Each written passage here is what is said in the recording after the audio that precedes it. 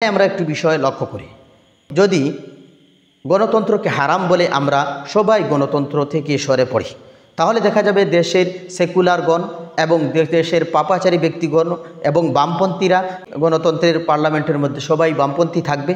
কারণ যেহেতু সেখানে ধর্মীয় ব্যক্তি নেই, তাহলে সম্পূর্ণ পার্লামেন্ট তাদের অধীনে থাকবে।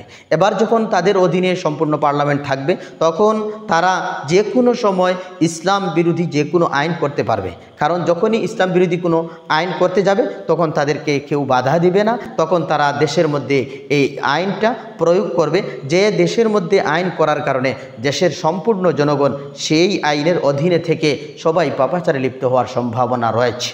এবার যদি দেখা যায় পার্লামেন্টের মধ্যে দিনদার এমপি থাকেন, দিনদার ব্যক্তি থাকেন, আলিম থাকেন, ধর্মবেত্তা থাকেন, ধর্মজ্ঞানী গুণী থাকেন, তাহলে উনি কি করবেন? যখন পার্লামেন্টের মধ্যে ইসলাম বিরোধী কোনো আইন প্রণয়ন করার আলোচনা উঠবে, তখন সাথে সাথে উনি বাধা দিবেন, যে বারণ করতে চেষ্টা করবেন, যে প্রতিবাদ করবেন যে এই ধরনের আইন করা যাবে না, কারণ এটা মুসলমানদের দেশ, আর মুসলমানদের দেশের মধ্যে ইসলাম বিরোধী আইন করলে মুসলমানগণ তা মেনে নেবে না। সাথে সাথে এই বিষয়ের বিরুদ্ধে মুসলমানদেরকেও দাঁড় করানো যাবে, যে পার্লামেন্টের মধ্যে এই আলোচনা এভাবে হয়েছে, সুতরাং এটার বিরুদ্ধে তোমরা প্রতিবাদ করো। এই কথাও পার্লামেন্টারি তিনি মুসলমানদেরকে বলতে পারবেন, আম সাধারণকে বলতে পারবেন এবং তাদের দিয়ে প্রতিবাদও করাতে পারবেন। তাহলে দেখা যাবে যে কোনো ধর্মীয় ব্যক্তি পার্লামেন্টের মধ্যে থাকার কারণে একটা ইসলাম বিরোধী আইন হতে তারা অবশ্যই চিন্তা করবে, 10 বার 20 বার চিন্তা করবে যে এই ইসলাম বিরোধী আইনটি করা যাবে কি না, বা আমরা এই আইনটি করে টিকে থাকতে পারবো কি না। আর যদি দেখা যায় কোনো ধরনের বাধা বিপত্তি না থাকে কোনো আইন করতে, ইসলাম বিরোধী আইন যখন করবে, তখন সেকুলাররা হাততালি দিয়ে এটাকে সমর্থন করবে এবং সেটাকে তারা দেশের জনগণের উপর চাপিয়ে দেওয়ার চেষ্টা করবে। সেই হিসাবে ধর্মীয় ব্যক্তি এবং আলিম যদি পার্লামেন্টে থাকেন, সেই বিষয়ে তিনি প্রতিবাদ করবেন। তাছাড়া দেখেন, মুসলমানদের বিভিন্ন অধিকার আদায়ের জন্য, দ্বীনি ব্যক্তিবর্গের অধিকার আদায়ের জন্য, ধর্মীয় প্রতিষ্ঠানের অধিকার আদায়ের জন্য ধর্মীয় একজন ব্যক্তি যদি পার্লামেন্টে থাকেন, তাহলে দেশের ধর্মীয় জনগণের অধিকার, মুসলমানদের অধিকার এবং ধর্মীয় প্রতিষ্ঠানগুলোর অধিকার সরকারের সামনে উপস্থাপন করবেন, তাহলে সে সেই দিকে লক্ষ্য করবে।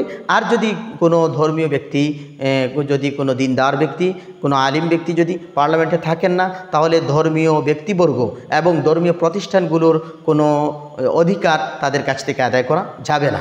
যখন তাদের কাছ থেকে ধর্মীয় অধিকারগুলো আদায় করা যাবে না, তখন ধর্মীয় ব্যক্তি এবং ধর্মীয় প্রতিষ্ঠানগুলো মাঠে মারা খাবে এবং তাদের অধিকার থেকে তারা বঞ্চিত থাকবে। এজন্য ফিকহি একটা কায়দা আছে।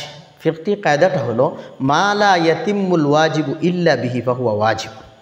কায়দাটা হলো, যদি কোনো ওয়াজিব বিষয় অন্য একটি বিষয়ের উপর নির্ভরশীল হয়, তাহলে সেই বিষয়টা ওয়াজিব। অর্থাৎ কোনো আবশ্যকীয় বিষয় যদি পালন করতে গিয়া দেখা যায় অন্য একটি বিষয় করতে হয়, তাহলে সেটাও ওয়াজিব।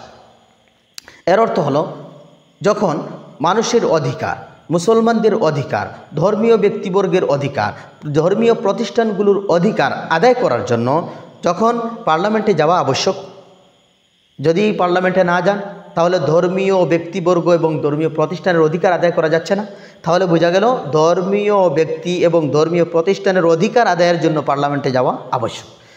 সেই হিসাবে পার্লামেন্টে যাওয়া ধর্মীয় ব্যক্তিদের অধিকার আদায়ের জন্য যাওয়া আবশ্যক, ধর্মীয় প্রতিষ্ঠানের অধিকার আদায়ের জন্য যাওয়া জরুরি।